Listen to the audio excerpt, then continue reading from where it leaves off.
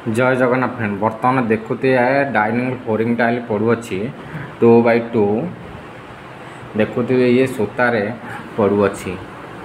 आपण मानक आज वीडियो रे कहबी जे आमर जो फ्लोरिंग टाइल पड़ुअछि मिनिमम केते इंच मसला रही आवश्यक। आपण माने देखुते फ्लोरिंग टाइल ये जो पड़ुअछि मिनिमम 1 इंच रु 2 इंच भितर रहिले आमर टाइल टी परफेक्ट सेटिंग होई थाए।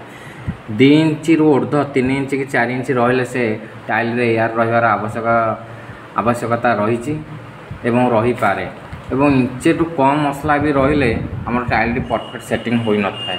तेणु फ्लोरिंग पाई हमर जेते बेले कि मिस्त्री आपनकर घर काम करचंती आपण कहबे इंचे रु 1.5 इंच भितर मसला देबा पाई जा द्वारा कि टाइल भल से सेटिंग होई थाए एवं काम बहुत मजबूत होई थाए।